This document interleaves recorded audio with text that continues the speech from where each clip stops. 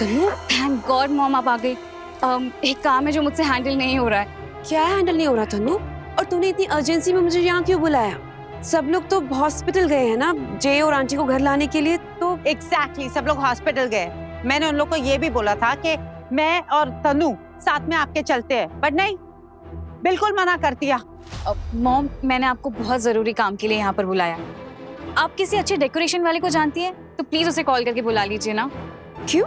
क्योंकि तनु बड़े पापा और दादी के लिए ये घर डेकोरेट करवाना चाहती है, उन्हें सरप्राइज देने के लिए। यस मॉम, मैं बहुत ग्रैंड वेलकम करना चाहती हूँ उनका। हमारे पास टाइम भी बहुत कम है, वो लोग भी बस आते ही होंगे। तनु, बच्चा तेरा ये सब करने का कोई फायदा नहीं है। वो लोग फिर आकर तुझे सुनाएंगे।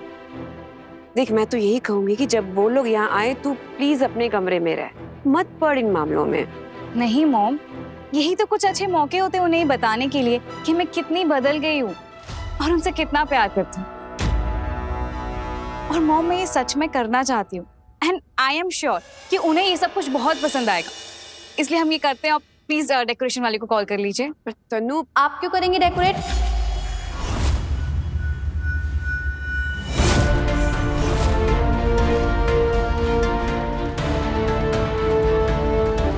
ये घर आपका नहीं, मेरे भाई का है, उन्होंने खरीदा है इसे।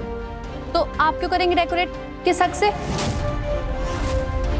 भाई ने घर क्या खरीद लिया, ये तो हमारे सर पे चढ़ के नाच रही है।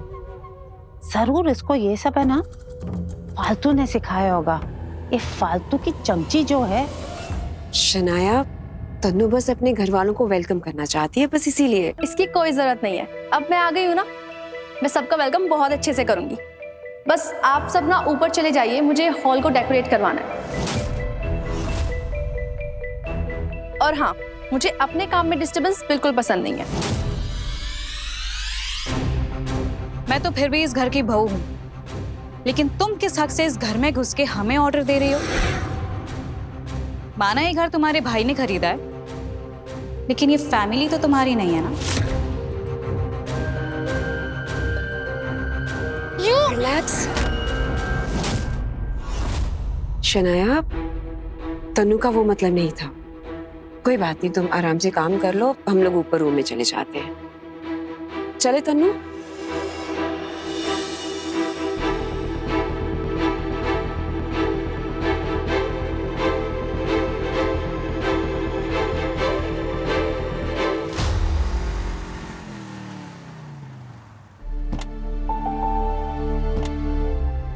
आइए बाबा, आराम से आराम से।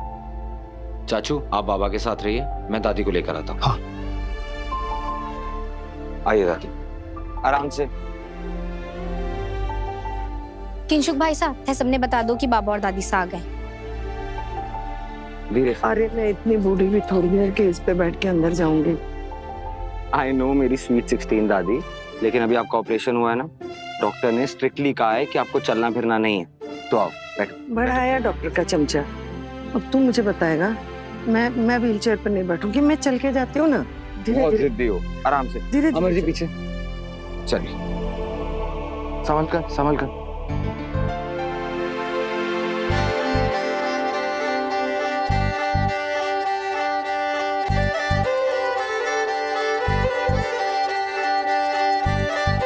ये सब किसने किया? फालतू तुमने किया ये सब? कहीं ये तनीषा का नया ड्रामा तो नहीं है? तनीषा और सुमित्रा ही ऐसा काम कर सकती हैं। वो हमारा अटेंशन पाना चाहती है ना। मुझे तो लगता है ये काम उन्होंने ही किया होगा। पर अंदर तो चलना पड़ेगा ना दादी साहब। आओ चल। आराम से। एक मिनट रुकिए। शनाया जी, थे यहाँ क्या कर रही हूँ? दादी और बाबा का वेलकम, कितने दिनों बाद जो घर आए हैं। और इसलिए देखो मैंने डेकोरेशन भी करवाई है। दोनों आंटीज ने मिलकर ना मुझे मना करने की पूरी कोशिश की, लेकिन मेरे आगे किसी की चलती है? आंटी आइए ना, आरती कीजिए।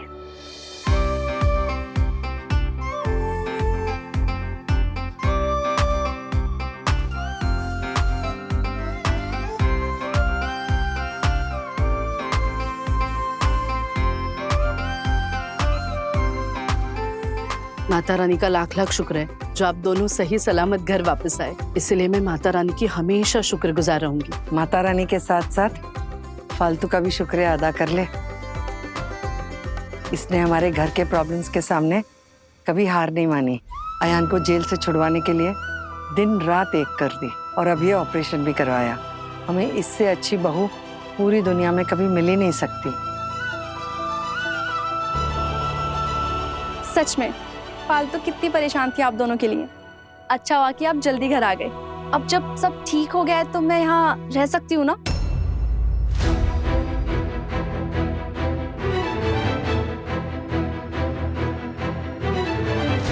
शनाया जी थे यहाँ रहने वाली हो? हाँ, मैंने बताया तो था जिस दिन अयान भाई जेल से वापस आए थे। अब 3-4 दिन ना मैं तुम्हारे साथ ही रहूंगी। मैं तो उस टाइम भी अपने घर नहीं जाना चाहती थी, लेकिन तुमने भेज दिया नीलामी की वजह से। आ गए आप लोग। हम लोग कब से आप लोगों का वेट कर रहे थे। कैसे हैं बाबा? एक्चुअली मैं आप लोगों के वेलकम के लिए कुछ बड़ा करना चाहती थी, लेकिन ये शनाया बीच में आ गई और अपने भाई के घर के ओनर होने का धौंस दिखाने लगी। वो तो अच्छा है कि इस घर का मालिक शनाया का भाई है, वरना तुमने तो इसे हड़पने की भी पूरी प्लानिंग कर ली थी। Thank you Shanaya. It's okay भाई, अब ये घर भी तो मेरा ही है ना, और फालतू तो मेरी अपनी है। इसके और मेरे बीच में क्या फॉर्मेलिटीज। अब हमें तो हमेशा साथ ही रहना है ना फालतू? हमेशा साथ रहना है मतलब? शनाया जी का मतलब है कि वो भी तो इस घर को अपना ही घर मानती है ना, इसलिए। अब शनाया जी, हरे को ना परेशान होने की बिल्कुल जरूरत ना है। हरा जब तक मन कहे तैयार रह सकती हो। अब थक गई होगी ना, इतनी सजावट की है, आओ आराम कर लो।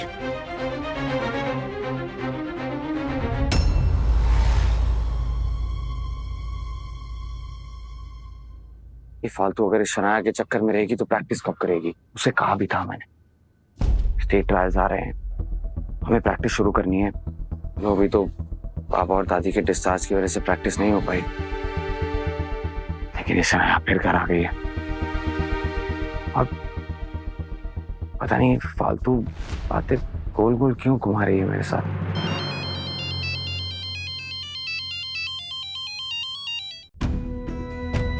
खम्मा गणी बाबा। घणी खमा है जी। ये बताओ क्या चल रहा है वहाँ?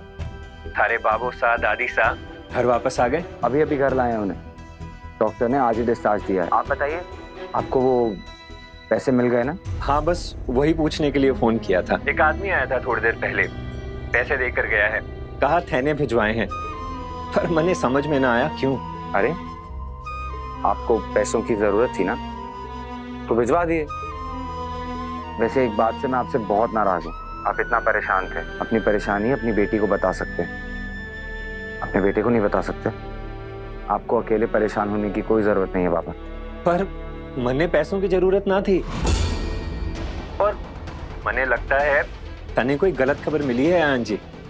लेकिन ऐसा कैसे हो सकता है? फालतू ने खुद बताया कि उसकी आपसे बात हुई थी और आपने उससे कहा कि आपको पैसों की जरूरत है।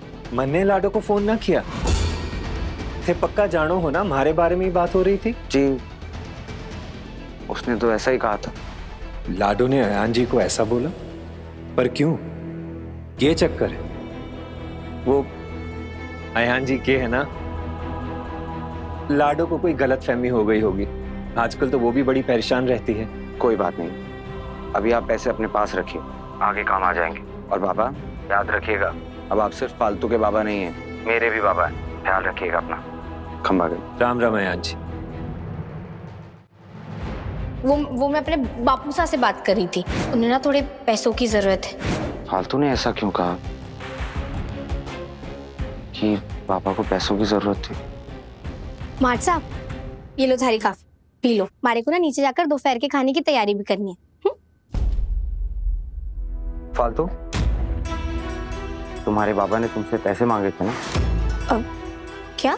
नहीं, तुम किंशुक से कह रही थी ना कि तुम्हारी बाबा से बात हुई थी फोन पर और उन्होंने कहा था तुमसे कि उन्हें कुछ पैसों की जरूरत है। लेकिन मेरी अभी बाबा से बात हुई, उन्होंने कहा कि उनको पैसों की कोई जरूरत नहीं। तो तुमने झूठ क्यों कहा? बताओ फालतू, तुमने किंशुक से कहा था ना कि तुमने बाबा को कॉल किया था, उन्होंने तुमसे पैसे मांगे थे, तो फिर वो मुझे क्यों मना कर रहे हैं? फालतू। अच्छा एक काम करो, लाओ अपना फ़ोन दो मुझे, मैं अभी तुम्हारे कॉल लॉग्स में चेक कर लेता हूँ किसने तुम्हें कॉल किया था, किसे पैसों की ज़रूरत है। लाओ। हे माता रानी, अब मैं क्या करूं? आठ साहब ने फोन देखा तो उसमें रूहान जी का नंबर दिख जाएगा, फिर मैं क्या कहूंगी इन्हें? फालतू, फोन दो। एक झूठ को छुपाने के लिए कई झूठ बोलने पड़ते हैं। मुझे बिल्कुल अच्छा ना लग रहा है, हमारे पास और कोई चारा ना है। माट साहब, आपूसा ने शायद इसलिए मना किया होगा क्योंकि वो तारे ससुर हैं। उन्हें शर्मिंदगी हो रही होगी कि तैने उन्हें पैसे भेजे। दुनिया के किस लड़की के बाबू साहब को अच्छा लगेगा कि उनके दामाद उन्हें पैसे भेजे, और ये जानते हुए कि उन्हें पता है कि उनके घर में पैसों की कितनी तंगी है। पर मैं तो उनके बेटे जैसा हूँ ना, मुझसे किस बात की शर्मिंदगी? माट साहब, बेटे जैसे हो, बेटे तो ना हो ना कि हक से थारे से पैसे मांगे। मैं बेटी हूँ इसलिए थारे को बताया पैसों की दिक्कत के बारे में। पर देखो ना, अब उन्हें कैसा लग रहा होगा कि मैंने सब कुछ थारे को बता दिया। माट साहब, एक बार पूछ तो सकते थे ना पैसे भेजने से पहले। लिसन फालतू, आई एम सॉरी यार, मैंने इस सब के बारे में नहीं सोचा था। मुझे लगा उन्हें पैसों की जरूरत थी, मैं बिना बताए भिजवा दूंगा, उनका काम हो जाएगा तो खुश हो जाएंगे। I am really sorry. मैं ना बाबा को भी सॉरी बोल देता हूँ। माट साहब, ठहर रहने दो, मैं कर लूंगी उनसे बात। ऐसे तो वो और ज्यादा शर्मिंदा हो जाएंगे। अच्छा ठीक है, लेकिन मेरा एक काम करोगी प्लीज? अपने बाबा को कहोगी कि प्लीज मुझसे शर्मिंदा ना हो। देखो ना, जैसे तुमने हमेशा मेरे परिवार को अपना परिवार माना है ना, अब से तुम्हारा परिवार मेरा परिवार। आई नो थोड़ा वक्त लगेगा उन्हें मुझसे हक से कुछ बात कहने, बट तुम प्लीज समझाना उन्हें कि मैं भी उनका बेटा ही हूँ। अच्छा मुझे कुछ काम है, मैं भी आया। I'll see you.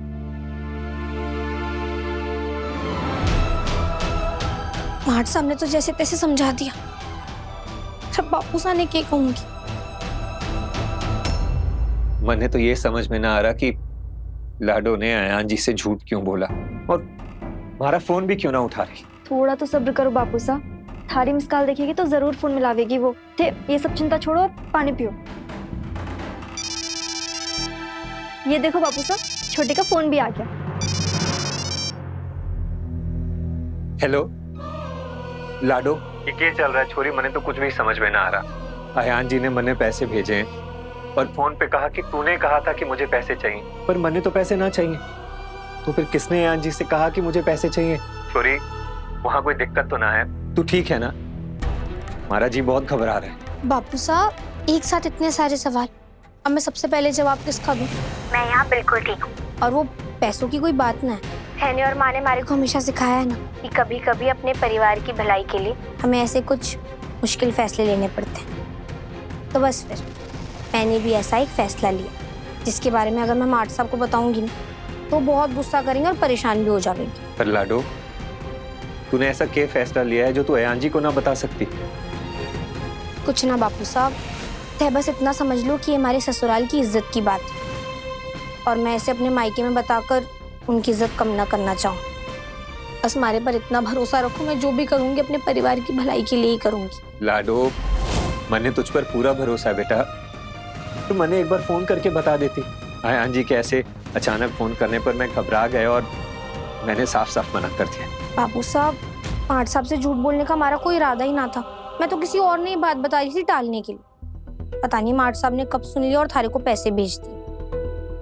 माफ करना बापू साहब, हमारी वजह से थारे को शर्मिंदा होना पड़ा। कोई बात ना है लाडो, हमारे लिए तो बस यही खुशी की बात है कि तू उस घर में बिल्कुल खुश है और तने कोई परेशानी ना है।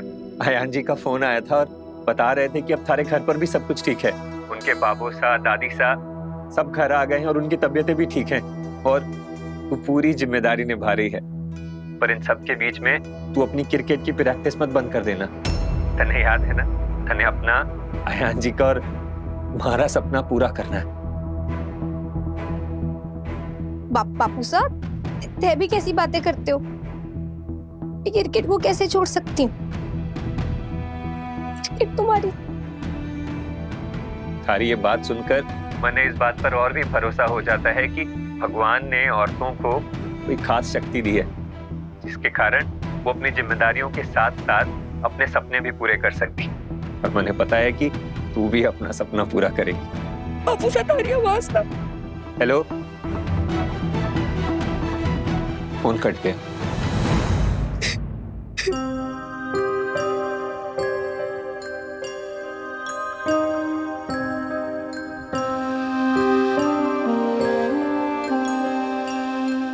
तो अभी तक मार्ट साहब को ये तक बताने की हिम्मत न हुई है कि मैं साउथ मुंबई क्रिकेट एकेडमी जा रही।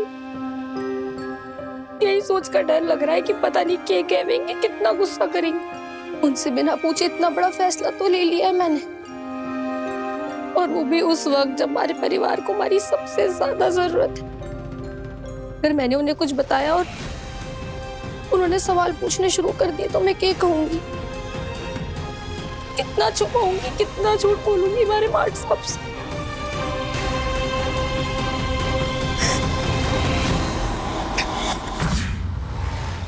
Come in.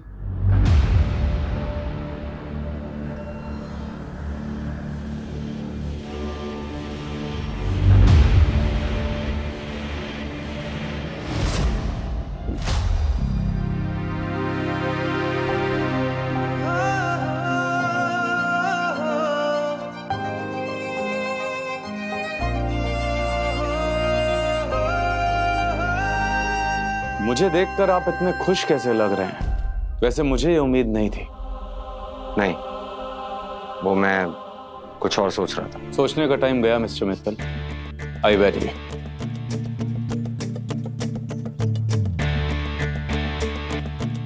मैंने आपको यहाँ थोड़ा बिजनेस डिस्कस करने के लिए बुलाया, बट आई होप कि आपके घर में अब सब ठीक है। जी, थैंक यू फॉर आस्किंग। सब कुछ ठीक है। डॉक्टर्स ने, हॉस्पिटल की मैनेजमेंट ने, सबने बहुत अच्छे से कोऑपरेट किया हमारे साथ। कुछ ही दिनों में मैं काम शुरू कर दूंगा तो उनका कर्जा भी पे कर दूंगा। And I also had to thank you हमें घर में थोड़े दिन और रुकने देने के लिए। आप जब तक रहना चाहें उस घर में रह सकते हैं। मैंने फालतू को पहले भी कहा था कि जब आपके पास पैसे आ जाएं, आप वो घर मुझसे खरीद सकते हैं। तब तक आप आराम से रहे। जी, उन्होंने बताया था मुझे। Thanks again. मैं पूरी कोशिश करूंगा कि जल्द से जल्द आपको आपके पैसे लौटाकर आपसे अपना घर खरीद लूं। वो तो आप खरीद लेंगे, लेकिन उससे पहले जेम मार्ट के काम की बात कर लेते हैं। अभी मैं अपनी टीम के साथ मार्ट का नया नाम सोच रहा हूँ, लेकिन तब तक मैं चाहता हूँ कि आप यहाँ के स्टाफ और एम्प्लॉयज से बात करें और उन्हें इस टेक ओवर के बारे में मेंटली प्रिपेयर करें। बल्कि मैं तो कहता हूँ कि आप हर उस सिटी जाइए जहाँ जेम मार्ट की ब्रांचेस, और वहाँ के स्टाफ को समझाइए कि अब इसके ओनर आप नहीं, मैं हूँ, यानी कि रूहान सचदेव, और अब आप मेरे लिए काम करते हैं। अगर वो आपको अभी भी हमसे जुड़ा हुआ देखेंगे तो उनका ट्रस्ट बना रहेगा, उनके डाउट्स इजीली क्लियर होंगे। श्योर, मैं ये काम कर सकता हूँ, लेकिन दरअसल बात ऐसी है कि कुछ ही दिनों में स्टेट ट्रायल्स और मेरी वाइफ उनमें पार्टिसिपेट कर रही है। दरअसल हम लोगों ने अभी कोई एकेडमी ज्वाइन नहीं की है, मैं ही उनका कोच हूँ, लेकिन फिर भी कुछ दिन मैं फोन से काम मैनेज कर सकता हूँ। उसके बाद I'll be on the field। मतलब फालतू ने मेरी बात मानी है और अपनी डील के बारे में अयान को कुछ नहीं बताया, लेकिन साउथ मुंबई क्रिकेट एकेडमी के बारे में तो अयान को बता देना चाहिए था। उसके बारे में अभी तक क्यों नहीं बताया? आखिर करना क्या चाहती है? आई नो कि एक पति होने के नाते आपकी कुछ रिस्पॉन्सिबिलिटीज, लेकिन उसके लिए हम बिजनेस में कोई कॉम्प्रोमाइज नहीं कर सकते। हमें ऑलरेडी बिजनेस में बहुत लॉस हो गया है जो हमें ठीक करना है। आई एम श्योर कि आपकी वाइफ इतनी स्मार्ट है कि वो कोई ना कोई रास्ता जरूर ढूंढ लेंगे, लेकिन अभी बिजनेस को आपकी जरूरत है। I hope you understand. Of course I do. आप अपनी तैयारी करिए, 1-2 दिन में आपको निकलना होगा। ऑलराइट।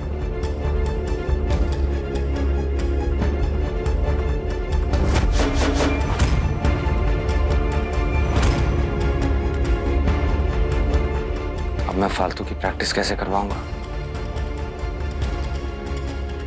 ये ट्रायल्स हमारे लिए बहुत जरूरी है।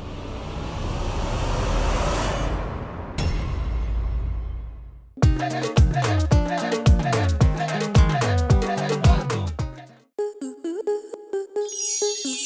प्लस के ऐसे ही और बेहतरीन लम्हे देखने के लिए सब्सक्राइब करें हमारे YouTube चैनल को।